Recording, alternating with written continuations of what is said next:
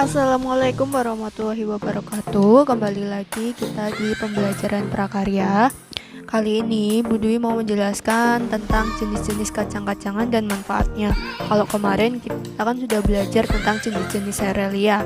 Ada beras, ada jagung, ada gandum, dan ada sorghum. Nah, sekarang kita akan belajar tentang jenis kacang-kacangan dan manfaatnya. Sebelum kita mulai, mari kita berdoa dulu. Bismillahirrahmanirrahim.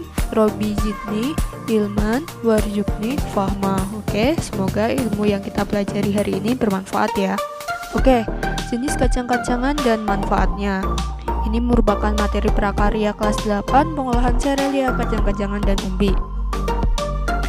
Nah, tujuan pembelajarannya apa? Apa yang kita pelajari pada hari ini? Jadi anak-anak itu diharapkan bisa menjelaskan jenis-jenis kacang-kacangan dan menjelaskan manfaat dari kacang-kacangan tersebut.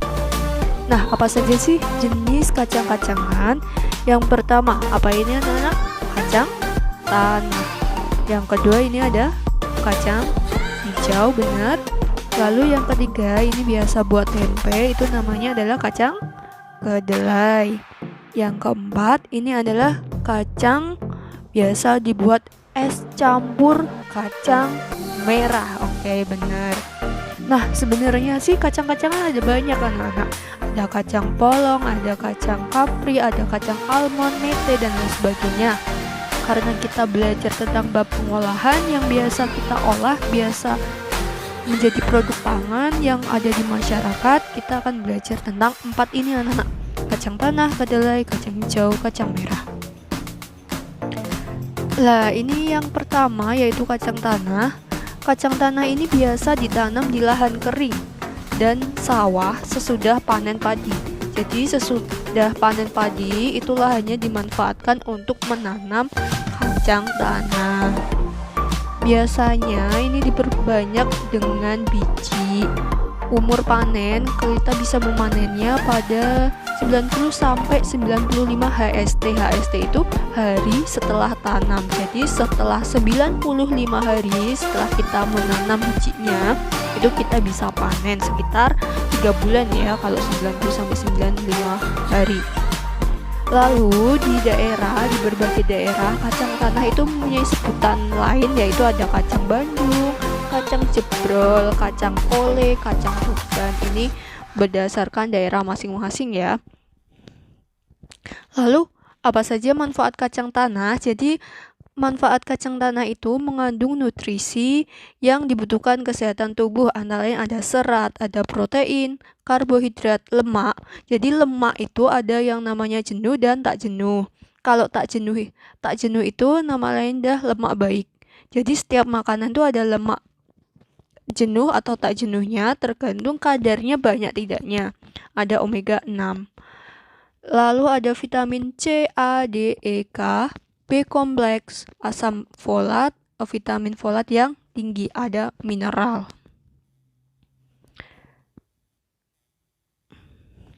Selanjutnya, apa manfaat kacang tanah?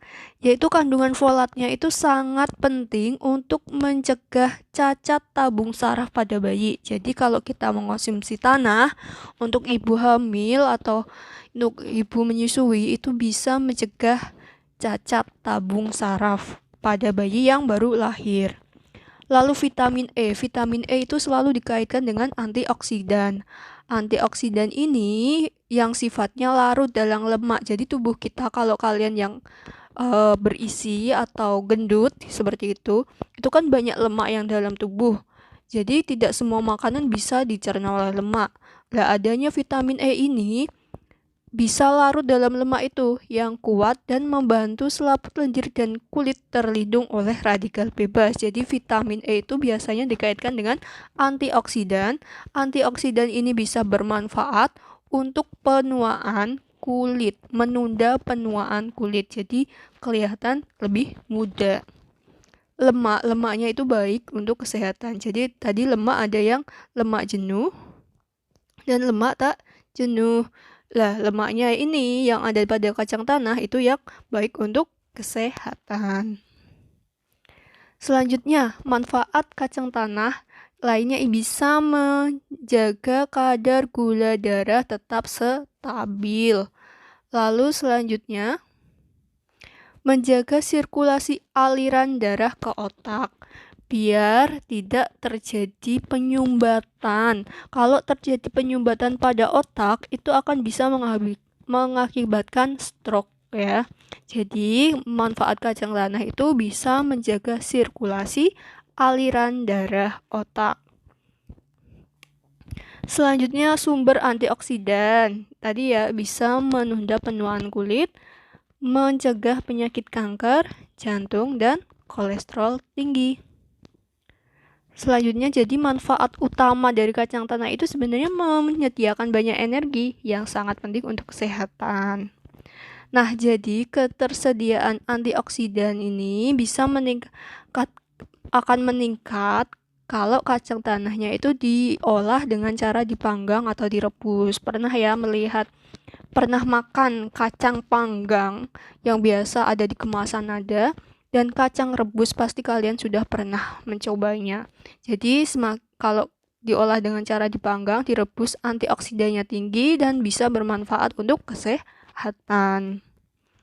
Jadi ada ungkapan ya anak-anak, bahwa kalau kita mengkonsumsi segenggam kacang tanah setiap hari, segenggam aja, itu bisa memberikan kebutuhan antioksidan, mineral, vitamin, protein yang bagi tubuh dalam jumlah yang cukup.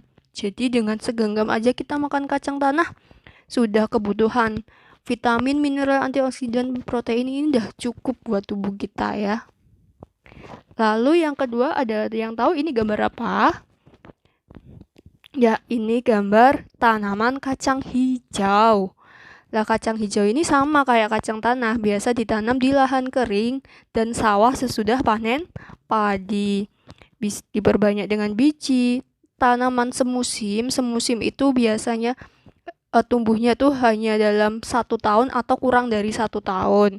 Jadi habis berbiji, kecambah, berbunga, terus panen, terus langsung mati, dan ini dapat dipanen pada umur 55-65 HST hari setelah tanam atau sekitar 2 bulan.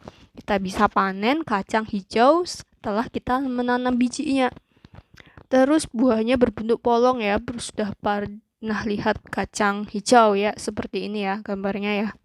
Nah, kacang hijau ini merupakan pangan yang menyehatkan karena memiliki kandungan nutrisi yang sangat bermanfaat sebagai obat-obatan dan kesehatan tubuh.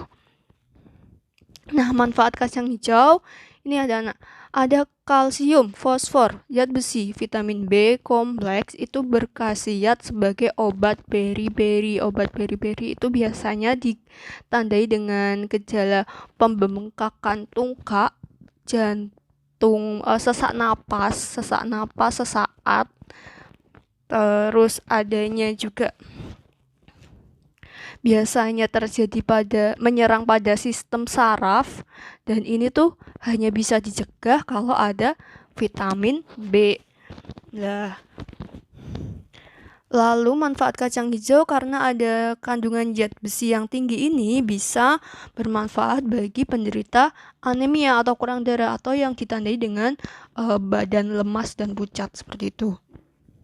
Lalu serat tinggi dan rendah lemak. Kacang hijau dapat menyerap lemak sehingga tidak menjadi sumbatan dalam pembuluh darah dan menyebabkan penyakit jantung dan stroke. Jadi bisa mencegah penyakit jantung dan stroke. Manfaat kacang hijau juga bisa menurunkan berat badan diiringi dengan olahraga yang teratur. Lalu vitamin B kompleks tadi juga bisa sebagai makanan pendamping ASI yang bisa membuat pertumbuhan bayi lebih sehat. Rendah kolesterol kalau dikonsumsi setiap hari atau secara teratur bisa mengurangi kadar kolesterol dalam tubuh karena kandungan serat itu mudah larut. Mineralnya bisa menjaga kekuatan pertumbuhan tulang, gigi, dan mencegah osteoporosis atau tulang keropos. Lalu lainnya bisa menghaluskan kulit, mengambil sel. Karena kenapa kok bisa menghaluskan kulit? Karena sel kulit yang mati itu diambil sehingga kulit menjadi lebih putih, bersih, dan halus. Ini manfaat kacang hijau segitu banyaknya yang kita bahas. Lalu yang ketiga adalah kacang kedelai, sama ya seperti kacang tanah, kacang kedelai. Jadi kacang kedelai itu tanaman semusim yang berbentuk polong. Ini ya, ini kan jagung. Nah, ini kacang kedelainya biasanya ditanam di sela-sela tanaman yang lain. Diperbanyak dengan biji, dipanen pada umur 75-100 HST atau sekitar 3 bulan. Dan kacang kedelai ini memiliki kandungan nutrisi yang baik dalam tubuh, diantaranya ada banyak ini, ada protein nabati yang tinggi, jadi bisa membangun sel tubuh yang baik dan baik untuk vegetarian yang diet atau yang makan sayur-sayuran. Lalu ada vitamin B1, B12, B6, provitamin A, kalium, magnesium, selenium, fosfor, karbohidrat, protein omega 3.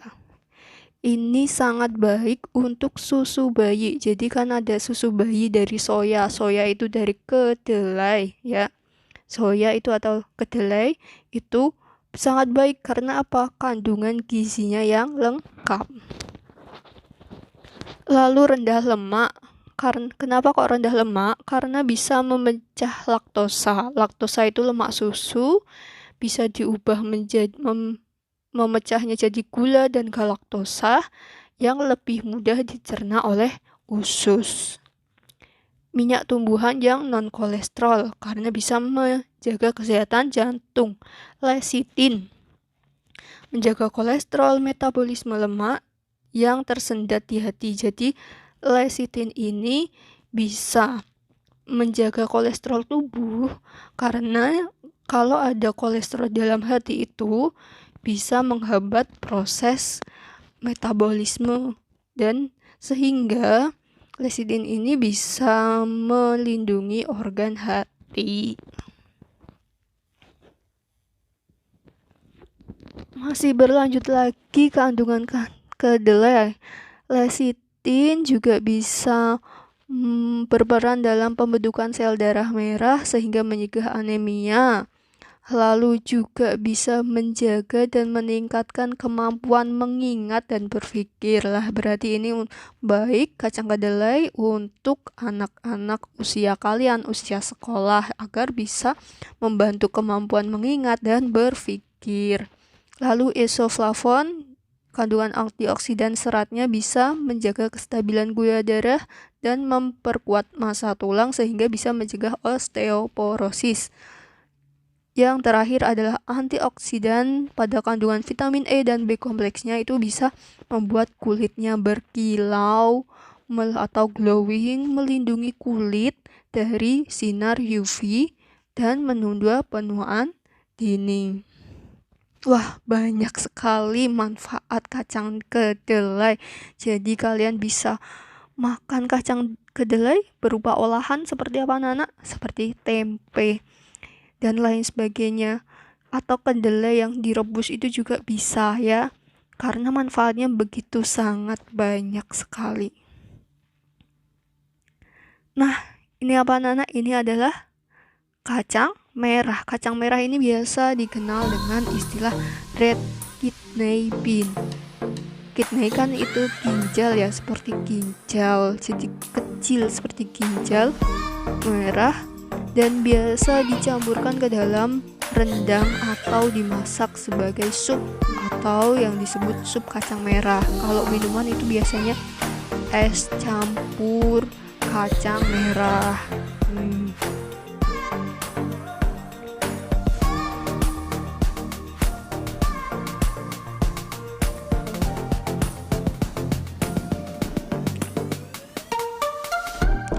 Selanjutnya, apa saja manfaat kacang merah? Jadi bisa menjaga kesehatan jantung karena bisa meningkatkan fungsi pembuluh darah, terus mencegah pertumbuhan sel kanker khususnya pada sel usus besar, terus mengontrol gula darah, membantu penderita diabetes tipe 2.